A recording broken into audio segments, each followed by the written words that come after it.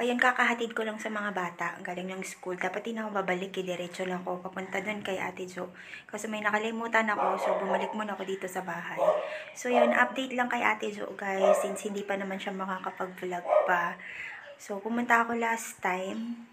Nandun ako nung inadmit na siya. Actually, check-up niya lang yun. Pero, yun nga, sabi daw ng doktor, kailangan niya nang i-admit that day. So, yun, chinek lahat. And, ayun, nag-decide yung doktor na kinabukasan nga yung operation niya. So, kahapon, nagpunta din ako dun. Kaso, hindi pa siya nakakalabas ng operating room. Siguro mga alas 8 siya pinasok sa operating room. And, dumating ako dun magna 9. Hindi pa din tapos. So, siguro mga 9:30 or before 10 ata natapos yung operation niya. So, hindi ko nakita si baby, guys, pero sinendan ako ng picture ng isang mommy. Ayan. Nakita ko yung baby, and super pogi niya, guys. Super gwapo ng bata. Sobrang cute. And, yun. Antayin nyo na lang kung sino yung kamukha, guys. So, hindi ko naman pwedeng i-share muna sa inyo kasi, syempre, sila muna, diba? So, hingi tayo ng permiso kung pwede nyo makita, or sa vlog na lang nila. Pero, ayun guys, dadalaw ako ngayon kasi si Ate Jo nasa recovery room pa daw. So, from operating room kahapon, nilipat muna siya sa recovery room. Pero yung baby na kay Ama at kay Asis ngayon. So, ayun, tingnan natin yung baby later.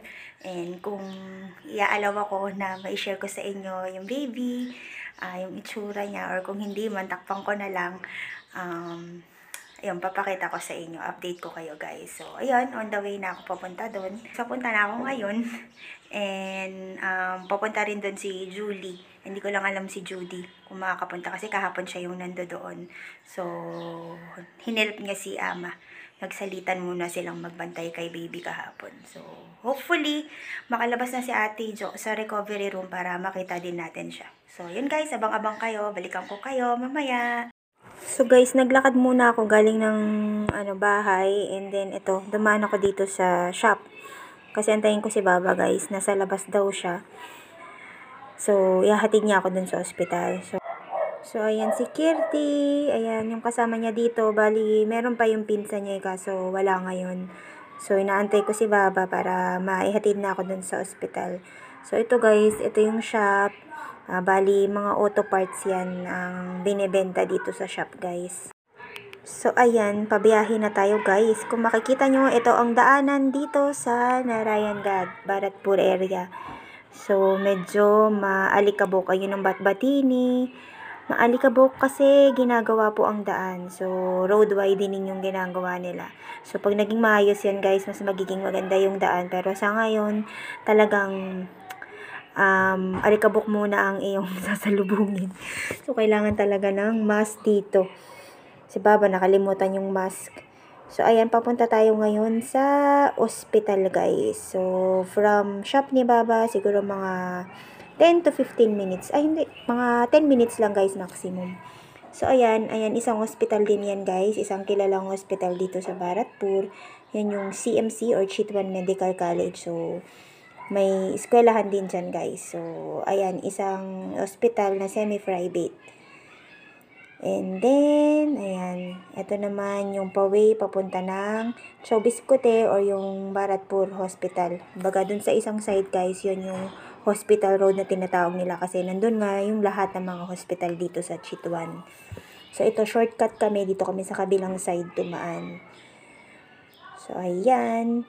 Bali, wala pa dun si Julie. Sabi niya, nasa Chowbiscote na daw siya. So, may inaantay lang siya. So, siguro mauuna ako, guys. And then, si Judy later, pupunta rin yun.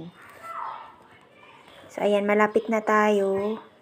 Bali, dun tayo sa likod ng Bharatpur Hospital pupunta. Bali, guys, yung Bharatpur Hospital is Sarkari Hospital, meaning public hospital siya dito, guys, sa Chitwan. Pero, isa siya sa pinakakilalang public hospital dito, and kilala lalong-lalo sa sa OB department, OB-GYN department. So, sila yung tinatras na hospital when it comes to, yun nga, panganganak, ayan. So, marami ang nanganganak dito guys. Sobrang dami. Kumbaga sa Pinas, parang kapareho to ng Pabella Hospital ba yun sa Pilipinas. So, araw-araw, sobrang dami ng nanganganak, mapa-CS o mapa-normal man. So, ito na, nandito na tayo sa, sa gate guys. Ito yung dun sa kabilang gate. Bali, bandang likod to. Yung harapan dun pa sa kabila. So, ayan, papasok na tayo guys. Kung nakikita yung kabila, bali, ginigiba na kasi yung mga lumang building. Nagtatayo sila ng bago. So, eto na yung pinaka-main entrance nung sa OB-GYN department nila. So, ayan.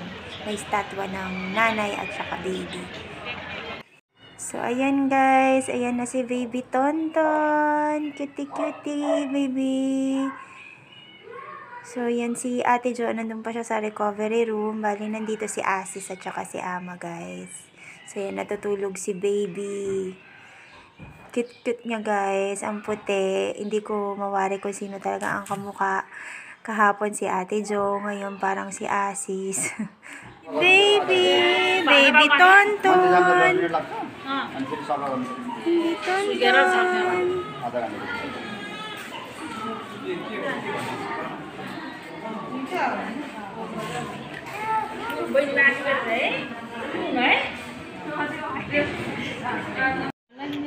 Asawa niya, yung suso. Tonton! Ayan si Tonton, oh. Dumilat na si Tonton. Tonton! Si Anessa tumatawag. Ay! Ayan, dumilat na siya, guys. Oh, nagugutop na yan. To the vlog. Uyang ka na naman eh. Dito mga ninang. Ninang. Ayan, nakauwi na ako guys. Galing na ako dun kay Ate Jo. So, yung pumasok ako sa recovery room para i-check siya. Nakausap ko siya. Bawal kasi mag-video, pinawalan ako. Kala ko pwede. So, nakakuha lang ako ng picture niya. Ayun, pinapasabi niya na pasensya na talaga. Siyempre, alam niyo naman nagre-recover pa siya. So, wala muna siyang vlog. And si Asis din, busy din siyempre. Wala rin tulog, wala rin pahinga. Medyo puyat. Kaya, ayun, hindi rin makapag-video. So, nagpaalam ako kung pwede ko ma-share nga sa inyo yung kalagayan niya doon at saka yung baby. So, sabi naman niya okay lang daw. So, ayun guys, okay naman sila ni baby guys. Si baby, healthy. Ang gwapo ni Tonton guys. Hindi ko alam kung sino ang kamukha sa ngayon kasi kahapon nung nakita ko sa picture, hawig ni Ate Jo. Tapos ngayong araw parang naiba itsura niya. Nagbabago yung itsura niya na nagiging Asis, na nagiging Jo, ganun. So, basta pogi siya guys, at saka, maputi si baby, and, mabilog yung kanyang pisngi. Basta, gwapo-gwapo ni Tonton guys. And, ayun, si Ate Jo kasi is, after niya ng operation, dinala siya sa recovery room. Normal naman yung lahat ng operational na CS, yan, nadalhin siya sa post-OPD, yan. Para doon muna i-check sila, and then after nun, pag okay na, pwede na siyang matransfer sa cabin.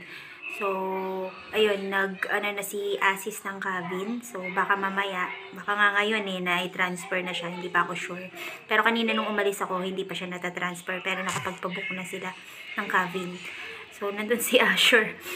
Sumama daw kasi nga umiiyak, hinahanap niya yung mama at papa. So, ayun, nanghingi ako ng permiso kay Ate Jo kung pwede ngang i-upload ko to, i-update ko kayo about sa kanya. Sabi niya, okay lang para yun nga may update din about sa kanya sa mga magtatanong. Ayan, kung okay siya, yung ganyan, kung kumusta after niyang ma-opera. So, ayun guys, bali, pasensya na, konti lang yung aking mai-share sa inyo, pero at least, ayun, malaman ninyo kung ano ngayon yung kalagayan ni Ate Jo. Hopefully, kung makakabalik ako, kasi mag-holiday guys, alam niyo naman dito, magsisiuwian sa mga maytayan, sa mga in-laws namin, kaya baka hindi din ako makabalik na doon. So, itatry ko, baka pagbalik namin, makapunta ako pag nasa cabin na si Ate Jo. Let's see. Pero baka na-discharge na rin siya that time. So, ayun, medyo masakit pa din talaga syempre yung tahi niya. Hindi naman talaga yun agad-agad mawawala. Syempre guys, CS. So, Ayun lang yung medyo iniinda niya talaga. Pero okay si ate. Ang ganda ng smile niya, masaya siya. So, ayun. Makakasama niya na si baby, mga katabi niya. Paglipat nila ng cabin. Kasi dun sa recovery room, bali dinadala-dala lang yung baby kapag magagatas. Ayun. Pero pag na-transfer na siya, ayun, magkasama na silang dalawa sa kama, guys. So, ayun. Abangan nyo na lang.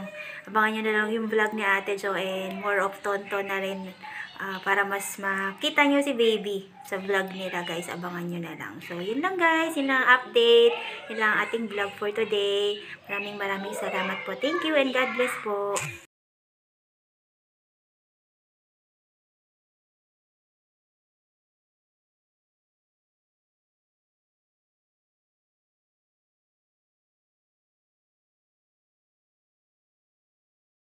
So, ayun guys, na-transfer na si Ate Jo sa cabin. Yung kasama niya na si baby, guys.